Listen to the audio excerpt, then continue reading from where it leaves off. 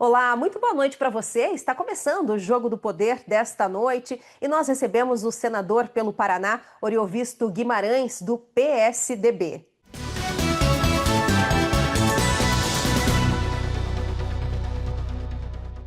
Senador Oriovisto Guimarães, seja muito bem-vindo ao Jogo do Poder. É um prazer recebê-lo nesta noite. Obrigada pela sua participação.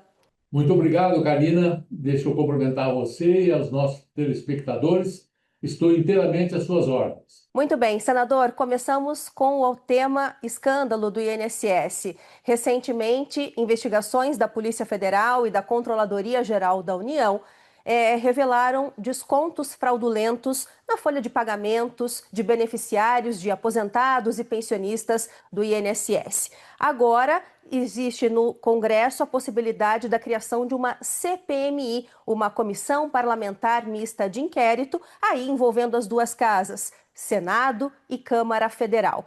Gostaria de saber, na sua opinião, senador, essa CPMI pode avançar para qual direção?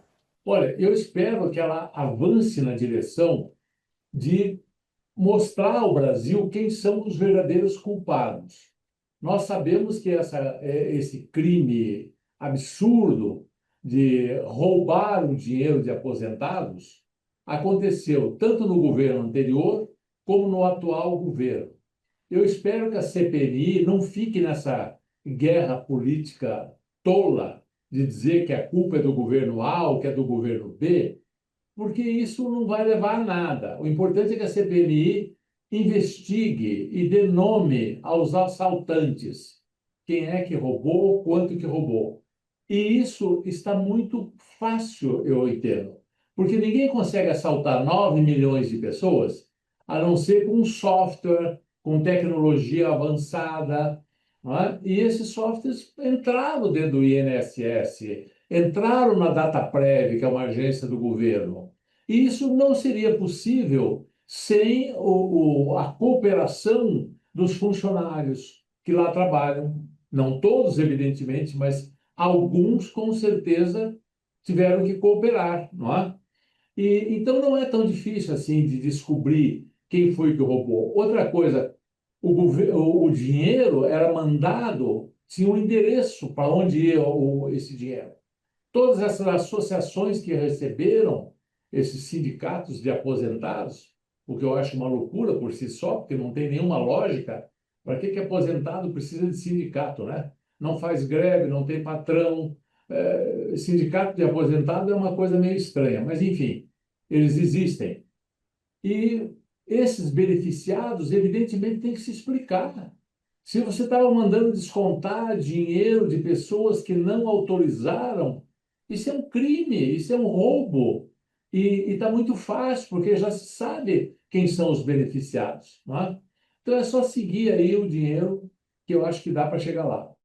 O senhor não acha que falta uma resposta mais firme para a população brasileira, no sentido de que agora o governo federal ampliou o atendimento para essa questão da fraude para os Correios, o que deve ser um facilitador, uma vez que nós estamos falando de aposentados e pensionistas, muitas vezes que vivem em situação de vulnerabilidade e não têm acesso à internet, a celular? Essa é a pergunta que fica, senador. Como é que fica a população nessa história toda que agora ainda tem que provar se deixou descontar ou não? Pois é o fim do mundo, né? Eu me pronunciei no Senado sobre isso, mostrando o quanto é absurdo isso pedir para um agricultor, uma pessoa simples, que não tem acesso a um computador, provavelmente nunca sentou na frente de um computador, que ele entre no meu INSS, que é um site, através do eGov, que é outro site. Olha, eu te confesso que eu tentei entrar e entrei, né? Mas sofri, porque são sites que não são amigáveis. Você tem que conhecer razoavelmente bem essa coisa de internet para poder fazer isso. E até chegar no seu nome, até saber se você foi descontado ou não, é muito complicado. Quer dizer, o governo não precisava disso. Você tem toda a razão. É mais uma desculpa política, do que uma vontade de resolver. Porque se eles tiveram programas que acessaram as contas, esses programas sabem quais contas foram acessadas. Se eles têm os valores que foi enviado para esses sindicatos, entre aspas, que se beneficiaram e tem lá o careca do INSS que comprou não sei quantos Porsche, não sei quantas Mercedes, eles sabem de quem foi descontado e quanto foi descontado. Eles tinham mais era que devolver isso urgente, sem incomodar ninguém. Ok, tá certo. Senador, agora nossa próxima pauta é a PEC fim da reeleição. Recentemente, a Comissão de Constituição e Justiça do Senado, a CCJ, a qual inclusive o senhor faz parte, aprovou uma PEC, uma proposta de emenda à Constituição, que acaba com a reeleição para presidente, governadores e também prefeitos. Gostaria que o senhor nos explicasse um pouquinho melhor essa PEC e gostaria de saber também por que ela tem o seu apoio. Então, ela tem o meu apoio, eu realmente trabalhei no sentido que ela fosse aprovada. Ela é de autoria do senador Jorge Cajuru, tá? E foi relatada por um outro senador. E ela tem meu apoio por uma razão muito simples. É fácil, qualquer um pode observar isso. Hoje, o que é que nós temos? Um mandato de 4 anos, com a possibilidade do presidente se reeleger para mais 4 anos.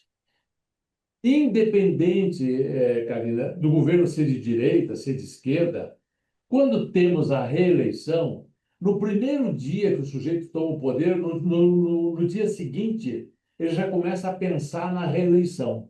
Está aí agora o Lula falando que vai ser candidato pela 4ª vez. Esse amor ao poder, né? Esse medo da renovação é uma coisa muito complicada. E o que que acontece? Se eu estou com a caneta na mão, se eu sou o presidente da República e eu vou ser candidato novamente, todos eles, de direita, de esquerda, de centro, não estou criticando ninguém, isso vale para todos, começam a fazer benesses, começam a fazer gracinhas com o dinheiro público, no sentido de dar aquilo que não pode ser dado para conquistar votos e para se reeleger. Isso, a médio e a longo prazo, arruina a economia do Brasil, aumenta a dívida interna, faz com que os juros subam, faz com que a inflação apareça, e é uma forma de enganar o eleitor, é uma forma de comprar voto de eleitor. Então, a reeleição é muito ruim, é péssima. Aliás, o próprio Fernando Henrique, que foi o primeiro que estabeleceu a reeleição, confessou agora há pouco tempo que esse foi um grande erro da vida dele, que hoje ele vê que foi uma coisa errada, que não deveria ter sido estabelecida a reeleição. Então, um mandato de 5 anos, não mais de 4, mas de 5, e fazendo com que todas as outras eleições coincidam. Esse é um outro aspecto, Karina. O Brasil tem uma eleição a cada 2 anos. Nós passaríamos a ter uma eleição a cada 5 anos, onde nós votaríamos para todo mundo, para deputado, senador, presidente, governador, prefeito, numa vez só. Economiza-se um monte de dinheiro, porque cada vez que você tem uma eleição, é mobilização de urnas eletrônicas, mobilização, horário de TV gratuito, verba de propaganda eleitoral, que são bilhões que o governo acaba dando para esses partidos. Sabe, nós vivemos eternamente em eleições. Precisamos de um tempo para que os eleitos trabalhem e trabalhem desinteressadamente, pensando no Brasil e não pensando na sua reeleição, que é o que acontece hoje. Então, por isso eu votei a favor e tenho certeza que vai ser aprovado. Tá certo. E, senador, no caso específico do Senado, a mudança acabaria com a tradição da alternância, né? Que a cada 4 anos renova 1/3 ou 2/3 da casa. O senhor acha que o Senado vai aprovar esse tipo de mudança? O senhor está confiante nesse sentido? Olha, existe uma polêmica. De início, queriam fazer com que o mandato de senador de 8 passasse para 10 anos. E aí continuaria a renovação 1/3, 2/3 a cada 5 anos, coincidindo com as eleições que serão a cada 5 anos. Por muito debate dentro da CCJ, da Comissão de Constituição e Justiça, se estabeleceu que ao invés de 8 seria 5. E sob um argumento muito simples: se toda a Câmara dos Deputados pode ser renovada, hoje ela é integralmente renovada a cada 4 anos. Na nova lei, seria integralmente renovada a cada 5 anos. O que vale para a Câmara dos Deputados passaria a valer para o Senado. Eu prefiro que seja a cada 5 anos. Eu acho que 8 anos é muito tempo e é muito bom que a população julgue os seus eleitos a cada 5 anos, veja o que ele fez e decida se ele vai continuar mais 5 ou não. Para senador e para deputado, continua sendo permitida a reeleição. Ela só deixa de existir para presidente, governadores e prefeitos. Cargos legislativos, vereadores, deputado estadual, deputado federal e senadores, ela continua permitida. Tá certo, senador, nós vamos para um rápido intervalo. O senhor continua com a gente e para você que nos acompanha pelos canais da Rede CNT espalhados por todo o país, não saia daí, nós já voltamos.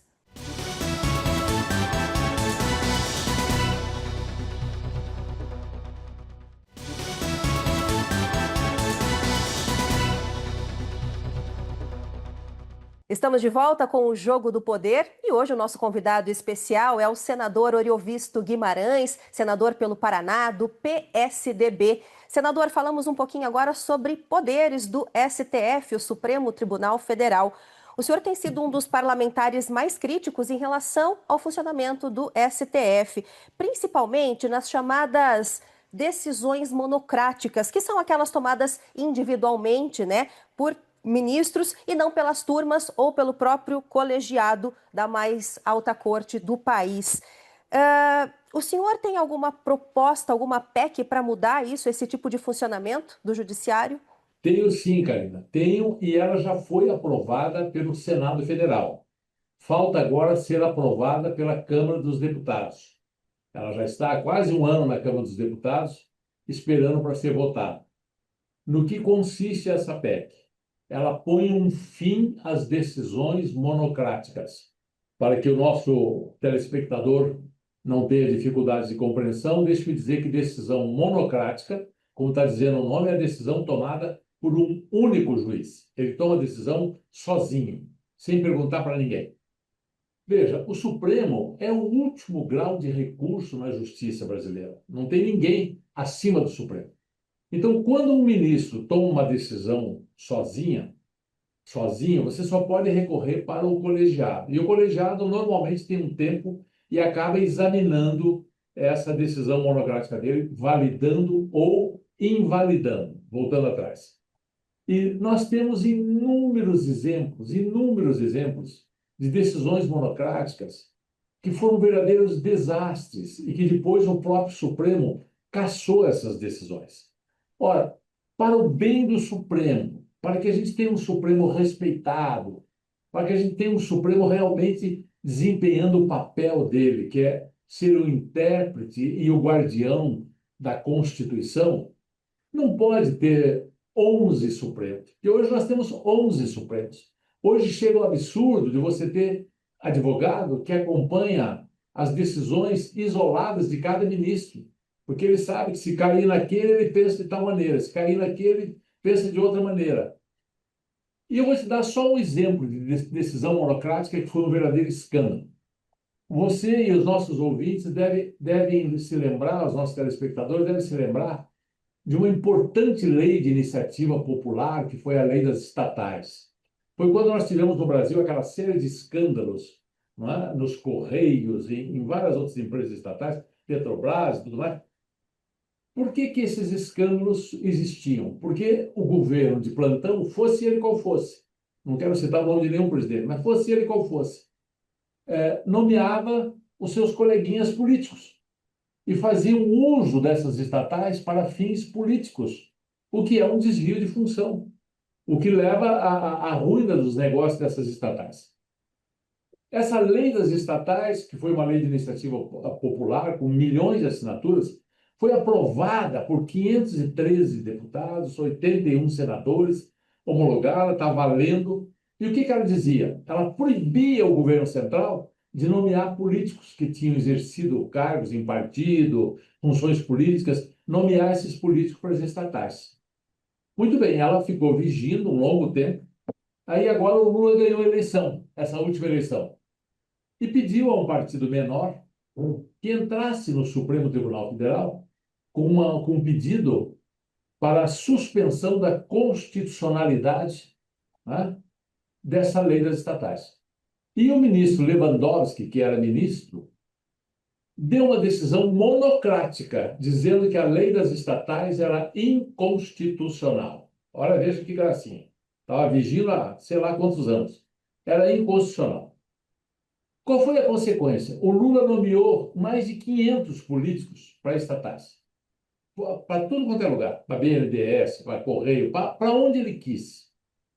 Aí essa liminar estava valendo, você veja, um único homem, um único juiz, desfez a decisão de 503 deputados, 81 senadores, uma lei que foi de iniciativa popular, com milhões de assinaturas, um único homem, se não é inconstitucional. E o Lula pôde nomear quem ele bem quis para todas as estatais, Mercadantes, por BNDES e vai por aí afora.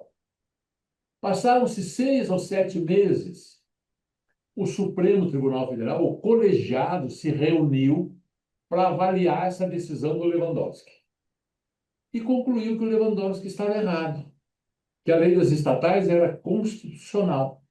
Só que nessa mesma decisão, ele disse assim: mas tudo o que foi feito durante a vigência da decisão monocrática continua valendo. Todas as nomeações continuaram valendo. Parece brincadeira de criança, né? Um único homem suspende a validade de uma lei feita pelo Congresso inteiro e por iniciativa popular, fazem o que querem e depois não, não, estava errado. Mas tudo que fizeram na vigência está valendo. E nós temos uma série de outras decisões democráticas, poderia dar centenas de exemplos, não é? Eu digo o seguinte: o país não aguenta mais ter 11 Supremos. Tem que ter um só. Eles têm que decidir colegiadamente. Nunca o colegiado teria decidido que a lei das estatais era inconstitucional. O Lewandowski, 2 meses depois, se aposentou e foi ser ministro da Justiça do Lula. Por que será? Gratidão, né? Ok. Senador, e o senhor tem dialogado com representantes do Poder Judiciário sobre essa PEC, sobre essa proposta? Não, eu não tenho diálogo algum com ministros do Supremo. Não sobre esse assunto. Não falo sobre isso. Eu acho que essa relação de poderes tem que ser cada um dentro do seu quadrado, cada um fazendo o seu papel. Cabe ao senador, aos deputados, ao Congresso Nacional fazer as leis. E nós devemos ter liberdade para regular o país com essas leis. Essa é a função do poder legislativo, como o nome está dizendo. A função do Supremo não é fazer leis, nem dar palpite nas leis. Poderá ser ouvido eventualmente, mas não são eles que decidem. Eles têm que interpretar a lei e aplicar a lei, mas não fazer a lei. Certo. Senador, falando agora sobre nessa mesma linha, né, sobre o desequilíbrio dos poderes, nos últimos anos, o Congresso conquistou um poder que não tinha antes sobre o orçamento da União, bastante importante, com fatias, na verdade, cada vez maiores, né? Nesse tempo, nós Uhum. tivemos denúncias de orçamento secreto, emendas sem controle e falta de transparência sobre os recursos. O senhor concorda com essas regras, as formas como esses recursos foram distribuídos? Não, eu não concordo, absolutamente. Eu sempre fui radicalmente contra essas emendas. Só para esclarecer, eu quero dizer o seguinte: existem alguns tipos de emendas. Existem emendas que são as chamadas obrigatórias, aquelas que o governo tem que pagar, as emendas individuais. Essas emendas, eu diria que são mais do que suficientes, mas elas são absolutamente transparentes, porque assim, eu como senador tenho direito lá a uma verba anual que eu posso dedicar para a saúde, para a educação, uma Santa Casa, para quem faz trabalho ou público ou sem fins lucrativos. Por que isso? Isso se justifica porque cada senador, cada deputado tem uma visão mais de perto do seu estado, do seu município, da sua região e pode preencher eventuais lacunas.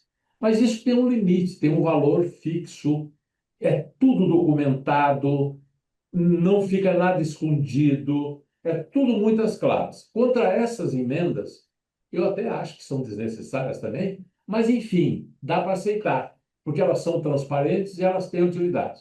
Agora, essas emendas de comissão são exatamente as que já tinham no orçamento secreto. Isso aí é um comércio horroroso, aonde deputados e senadores vendem apoio ao governo central. É uma forma de corromper a autonomia do poder legislativo.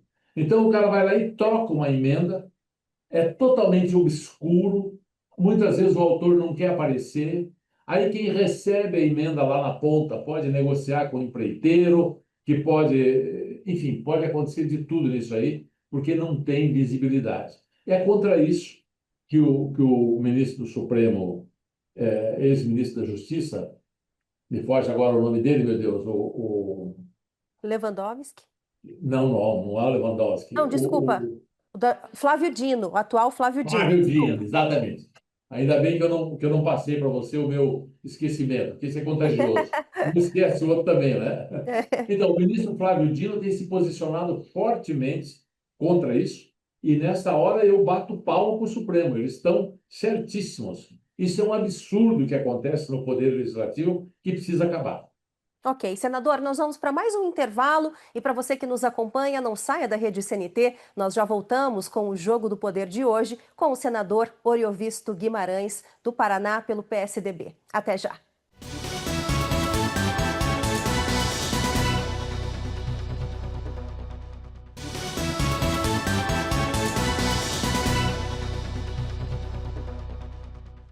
Estamos de volta com o Jogo do Poder deste domingo e hoje nós recebemos o senador Oriovisto Guimarães, do Paraná, do PSDB. Senador, agora falamos da reforma tributária, assunto polêmico que por décadas gerou muita discussão, muitas promessas e finalmente aconteceu e foi aprovada e regulamentada a reforma tributária no país. Para muitos, na ocasião, o que foi falado é que era aqui. Não era ideal, mas o que foi possível no momento. E o senhor se posicionou contra essa reforma. Gostaria de saber por quê. Olha, eu me posicionei contra essa reforma porque nós tínhamos uma opção, eu não fiquei só na crítica. Eu coloquei uma outra proposta, mais simples, mais fácil de ser entendida e mais fácil de ser implantada, não é? Essa proposta foi discutida e eu perdi no Senado por 4 votos. Se eu tivesse conseguido mais 2 votos, eu teria empatado com o governo. E o governo estava com toda a força apoiando a que foi aprovada.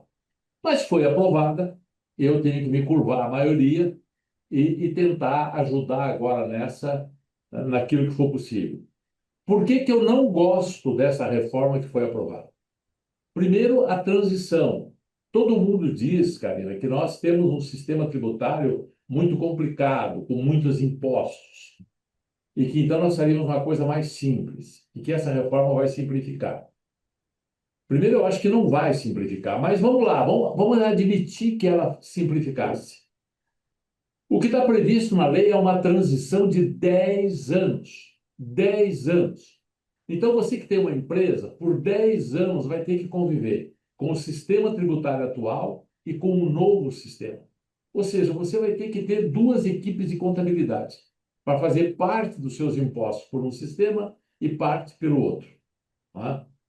Outra coisa que eu não gosto, além dessa transição muito longa, ela é uma reforma que retira a autonomia dos estados e das prefeituras. O principal imposto dos estados é o ICMS. O principal imposto das prefeituras é o Imposto sobre Serviço, ISS. Esse ISS e esse ICMS desaparece e passa a ser um IVA, Imposto sobre Valor Agregado Estadual. É o novo imposto que vai ser criado no lugar desse. Mas veja que o novo IVA, o ISS e o ICMS vão conviver por 10 anos. Então, por 10 anos, você vai ter 3, ao invés de 2. Por 10 anos, complica. Mas vamos supor que passaram-se os 10 anos. Aí você vai ter só o IVA estadual. O Estado não arrecada mais e o município não arrecada mais. Quem que vai arrecadar? Um órgão nacional. Isso vai estar num conselho gestor. E esse conselho gestor, que é um monstrengo, que tem representantes dos 27 estados e tem representantes dos municípios, em número de 27 também, embora sejam 5 mil e tantos municípios, não é? Esse grande colegiado é que vai decidir as questões tributárias nacionais. Aliás, esse colegiado não está sequer regulamentado. Agora vamos começar a discutir no Senado como ele será constituído, mas a forma a lei já deu. Então, eu acho assim, bastante complicado. A autonomia dos estados desaparece, que ele vai ficar na mão desse conselho.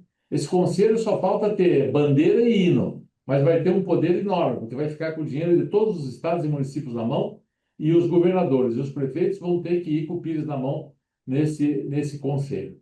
Acho que a reforma tem muitos problemas e acho que a gente corre o risco de ter que voltar atrás em muita coisa. Ok. Senador, por formação, o senhor tem a economia, né? É economista. Gostaria de saber como que o senhor avalia o atual cenário econômico do país, onde está o nosso gargalo, onde estamos acertando e onde estamos errando também. Olha, Karina, sobre isso você vai ter que me segurar, senão eu falo até amanhã cedo aqui. Sua Então, especialidade. mas veja, como é que eu vejo a situação do Brasil em termos de economia? Vamos tentar falar uma linguagem, não vamos falar economês, vamos falar português, né? Ótimo. Assim, Karina, seja você, seja eu, seja um pequeno empresário, um grande empresário, seja um prefeito, seja um governador, todos nós temos que controlar uma coisa básica em economia. Aquilo que você gasta não pode ser maior do que aquilo que você recebe.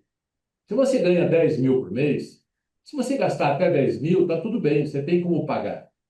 Ah, mas eventualmente você pode fazer um empréstimo, não é? Fazer um empréstimo, vai pagar esse empréstimo em vários anos, e com esse empréstimo comprar um carro, ou comprar uma casa. Muito bem, pode, mas tem um limite. Se a prestação do seu empréstimo começar a passar de 10 mil por mês, como você ganha 10, você vai quebrar, você vai falir, não é? Isso é verdade, Karina, para todo mundo. Isso é verdade para mim, para você, para o prefeito, para o governador do estado, para o presidente da República. Então, se gastar fosse a solução, não haveria pobreza no mundo. Era só o governo pintar papel, né, que chama de dinheiro, papel pintado, e gastar, gastar, gastar, gastar. Não existiria pobreza no mundo, todo mundo seria rico. Por que que tem pobreza? Porque a economia é mais complexa do que isso. Quando os governantes gastam, e gastam muito mais do que arrecadam, eles criam um déficit, ficam devendo. E aí eles têm que arrecadar dinheiro da população para cobrir esse buraco. Aí ele emite título. Esse título vai para os bancos, mas é tudo o governo que está pagando esse juro, não é o banco. Porque o governo que está devendo, foi ele que fez a dívida. Bom, essa crítica que eu faço não é só ao governo Lula, não, ao governo anterior, a todos os governos que antecederam o Lula. Mas o Lula, em especial, acredita muito que jogando dinheiro na economia, dando benesses ao povo, dando luz de graça, dando gás de graça, isentando todo mundo que ganha até 5 mil de imposto de renda, ele vai ser reeleito. Isso é pauta de reeleição. Isso não é pauta para o bem do nosso país. E aí, esse está o grande problema do nosso país. Nós devemos, a nossa dívida já chega perto de 80% do produto interno bruto, ou seja, 80% de tudo que nós produzimos em um ano, o governo deve. Os juros dessa dívida, Karina, são de mais de 1 trilhão por ano. Trilhão, não é bilhão, não, são 1.000 bilhões, são 1 trilhão por ano só de juros. E aí nós ficamos discutindo déficit primário, que é uma outra bobagem. Déficit primário é o seguinte: é tudo que o governo arrecada, menos o que o governo gasta. O resultado disso é o superávit ou é o déficit. Mas isso é antes do pagamento de juro.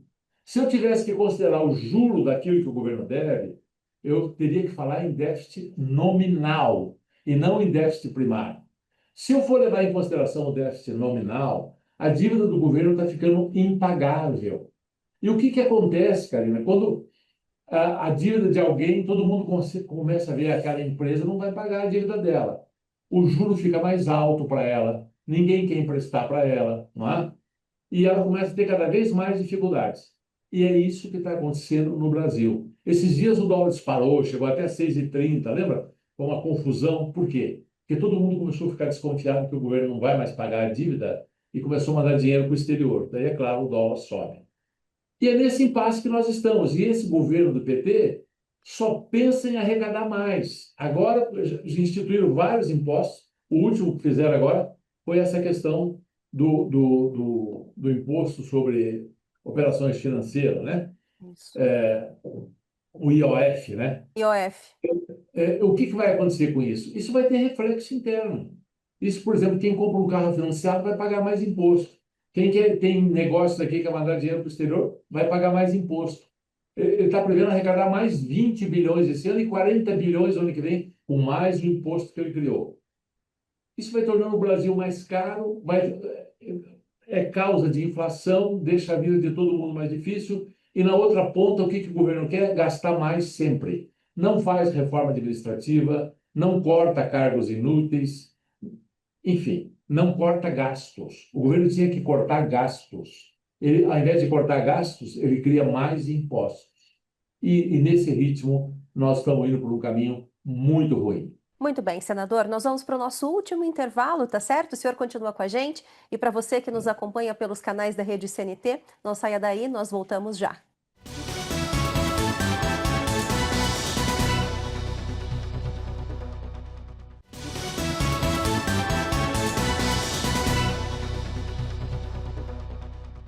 Estamos de volta com o Jogo do Poder e hoje o nosso convidado é o senador pelo Paraná, Oriovisto Guimarães, do PSDB. Senador, o senhor é um representante do Paraná, aí em Brasília, no Senado Federal. Gostaria de saber quais são as principais bandeiras paranaenses que estão sendo levantadas pelo senhor nesse momento. Olha, Carolina, o que nós temos procurado fazer, pelo menos eu tenho procurado fazer, acho que os outros dois senadores do Paraná também procuram fazer o mesmo, é apoiar tudo o que o Paraná precisa junto ao governo federal. Você sabe que tem muitas coisas que o Estado depende de aprovação de um aval para empréstimo externo, enfim, são vários os interesses que passam lá pelo Senado Federal e que nós sempre apoiamos. E eu quero dizer que eu apoiaria sempre, independente de quem fosse o governador e de que o partido que ele fosse. Porque daí a gente não tem que pensar em política, tem que pensar no Estado, não é? Então, nós temos apoiado fortemente o governo lá em várias situações. Eu mesmo já fui relator de várias demandas do governo do Paraná e vamos apoiar até o final, né? Essa é a nossa missão, defender os interesses do Paraná lá em Brasília. E, senador, quando a gente fala, né, em equilíbrio, na sua opinião, onde nós podemos efetivamente cortar gastos? Em tudo, Karina. O Brasil precisa cortar gasto em muito lugar, não é? Nós temos, por exemplo, uma previdência social que dá um déficit maluco. Temos aposentadorias absurdas. Nós temos que reformar isso. A própria máquina do governo é absurdamente grande, pode ser diminuída, pode ser enxugada. Uma série de estatais que dão um prejuízo enorme, que deveriam e poderiam ser privatizadas, entre as quais eu cito, por exemplo, os Correios, que têm acumulado prejuízos bilionários e que não, decididamente, Correio hoje, depois do advento da internet e tal, sabe, não faz muito sentido mais. É um serviço de entrega de encomendas, mas você tem hoje a iniciativa particular fazendo isso com muito mais eficiência do que os Correios. Então, é uma coisa que passou no tempo, né? Enfim, interesses corporativos. A nossa justiça é a justiça mais cara do mundo. Tinha que ter uma reforma do judiciário inteira. O próprio Senado, a própria Câmara dos Deputados, as assembleias, é muito gasto. Podia ser cortado por cinco. Sabe? Então, nós temos que reformar e temos que mudar essa mentalidade de que o governo é fonte de recurso, é uma opção para viver bem na vida, sabe? Não é por aí. Tá certo. Senador, o seu mandato acaba agora em 2026. Gostaria de saber quais são as suas pretensões políticas, se o senhor deve colocar novamente o seu nome à disposição para as eleições. Não, Karina, ele não vai ser colocado mais. Eu, quando fui candidato pela primeira vez, que foi nessa última eleição, eu disse a todos os eleitores que eu seria candidato uma única vez, que eu ia tentar fazer o meu melhor e que depois voltaria para a vida privada. E é isso que eu pretendo fazer. Eu não quero me candidatar mais, não. Quero continuar ajudando o Brasil, mas sem ocupar cargo político. Tá certo. Senador, suas considerações finais, por gentileza. Olha, eu quero apenas te agradecer muitíssimo a oportunidade de falar com os seus telespectadores e me colocar sempre à sua disposição, tá? Muito obrigada, senador. Em nome da Rede CNT, agradeço pela conversa, pelo seu tempo, principalmente pelos esclarecimentos. Parabéns pelo trabalho e até uma próxima oportunidade. Boa noite para o senhor. Boa noite, até uma próxima.